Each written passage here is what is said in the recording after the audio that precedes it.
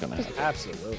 Time for another episode of Looks Like Brew is Right yet again. Thank you, Wild. Today's topic, Saquon's impact.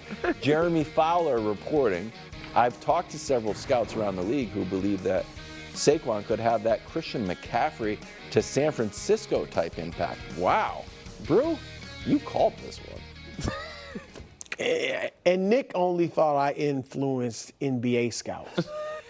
I mean, how long I've been saying this? A while. Since it was done? Yeah. Since he went to Philly? Yeah.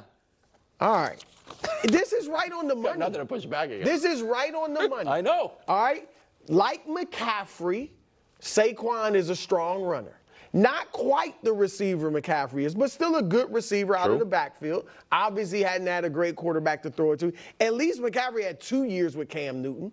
All right, Saquon hasn't had anything like that. 1 year with Eli at the end and then Daniel Jones. He's going to a team where he's going from one of the worst, some might say the absolute worst, offensive lines in the league to one of the best offensive lines in the league. He's going from being the sole focus of the defense to now we got to worry about A.J. Brown and Devontae Smith and Jalen Hurts. And so that's going to open things up for him.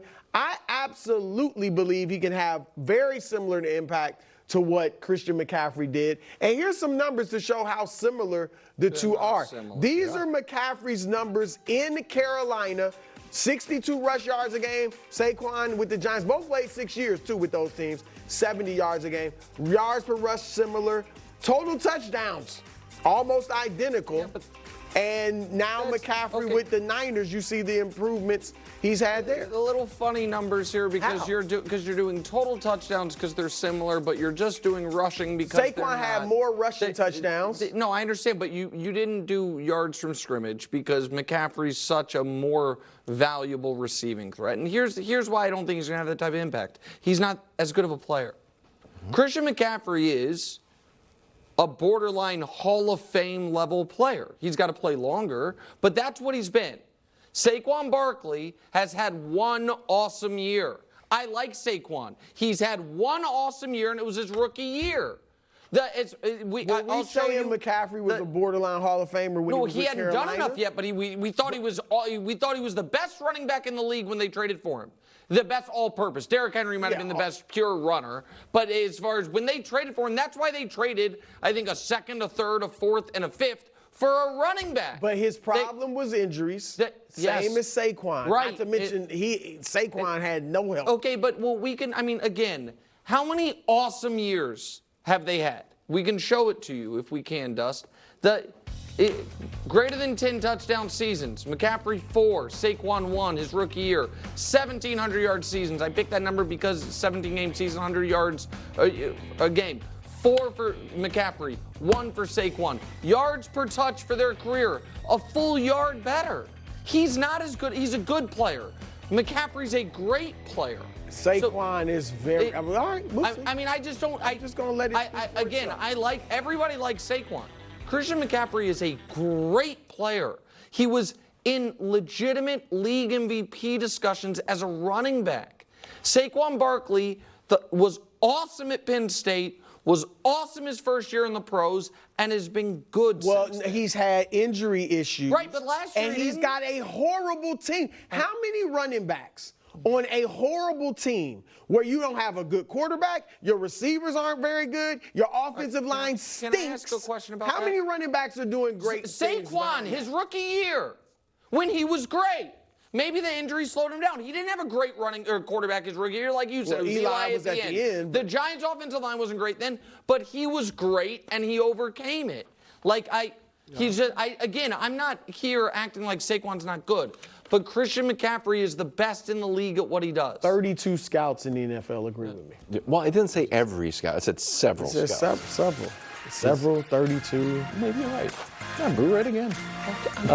You're right. Fourth, some fireworks out of the news cycle where the quarterback that we talk about the most for America's team, turns out he's got a secret injury. Photographed in Cabo wearing a walking boot. Oh, he's really trying to keep that secret. Well, Calvin Watkins of the Dallas Morning News confirmed that, yes, this is Dak Prescott. Yes, he's in Cabo, and yes, he's in a walking boot. Watkins writing that the injury isn't serious, and he's worn the boot for about a week. A foot sprain. Brew, is this something or nothing? You got to think it's something, since we've made a huge deal about Micah Parsons' podcast and Malik Hooker taking issue with it. Now, Dak Prescott, who's on the last year of his contract, the Cowboys refused to play him, and now he's walking around with an injury. God forbid you did 8 minutes when a piece of tape was on Joe Burrow's calf. How can you let him play? How could you got to sit him down? You got to put him on ice. Put him in one of those huge things. At the end of that, make it cold. At the end of that pier, was it a football field or was he going on vacation on a boat? I don't know. One piece of tape was on his calf. Yeah. Exactly. During practice. The guy is walking around in a walking boot. Okay, go ahead, bro. Something or nothing? I think it's nothing. I really do. I think it's nothing. Yeah. First of all, I don't know that he's getting paid anyway before the season, right? So I'm not thinking the Cowboys, we were going to give Dak that $60 million a year. I don't think that was happening. I think he's fine. Yeah. I don't know how I'd like to know how he did it. I'm guessing working out, but I'd like to know how he did it. But look, we saw him come back from serious injury, and they paid him. Yeah, so this little minor thing, though. Wild, I'm sorry, you go. Wild. You're passionate about this. this. Yeah, you think it's huge. Yes, because I was on Hobble Watch, I'm on Wince Watch, and I'm on Walking Boot Watch. Okay. If Patrick Mahomes is in a walking boot, I'm paying attention. Okay. If Josh Allen's in a walking boot, if Aaron Rodgers took off his shoe and was looking at his foot, he has a severed Achilles tendon. Well, it was the other foot. Oh yeah, you're right about that. I forgot about that. And we still thought it was a big deal. Yeah. I am on Walking Boot Watch. Okay, and when a guy's in a walking boot, guess what? Front page news. Okay, so of Walking Boot Weekly. I knew you were going to say that. So, but what's the practice, since you're passionate about this? Wilds, for the record, America, wanted us to lead the show with this. Yeah, America's team on July 4th. That was my editorial. What's the practical impact? Nobody knows. See, so I don't know. It's got to be wearing. Right, no. Certainly, I just saw Tom Brady running around on the beach at Michael Ruin's party. And I saw Micah Parsons running around the beach. If Micah Parsons tomorrow at the white party has a nice white outfit on and a walking boot, we're leading the show with again, that would be something. If the answer was, like, Kristaps was in a walking boot for an injury that necessitated major surgery. You're thinking major surgery on the board? So when I first saw him in a walking boot, my eyebrows raised. When I read Calvin Watkins and Ian Rappaport's report that it is a mild foot sprain, then I am no longer concerned. Right, unless that report is wrong. Correct. Then it's not that big of a deal. Exactly. I'm not saying it's a huge deal. No, you know what's better than a mild foot sprain? Your no foot sprain at all. histrionic said it's a huge deal. You tell me. Well, why don't you go out? Why don't they sell them at Foot Locker? Put on a walking boot for no reason at all. But sure, he's go for it. being careful. How about, is the party? I think that was the pre-party. Yeah, but that was earlier. The party's tonight. Just for the record, that's public beach. You might go out there. I'm saying up to the high tide line. Packers running back Josh Jacobs on NFL Network's The Insiders said he's expecting great things from Jordan Love. He has all the traits and all the tools to be a superstar in this league. As he keeps continuing to play and gets experience and becomes more confident in his abilities for what he can do, he's going to be the next superstar in this league for sure. Brew, are you buying Jordan Love's superstar? Well, the only thing I didn't like about what Josh said, and I like most of it, was the wording at the end. The next superstar. There's a lot of guys in line for that. Now, I like one of the next superstars, but C.J. Stroud is actually, I think, ahead of Jordan in terms of that next superstar. All right? Justin Herbert, some already think he's arrived, but with Jim Harbaugh now, your boy Caleb Williams, kind of my boy too, and yeah, I'm going to say it, Brock Purdy. There it is. I'm just saying, Brock Purdy is inching up there. How many superstars just off the No, all I'm saying is these are guys that are kind of in line and vying for like that. as if there were a club.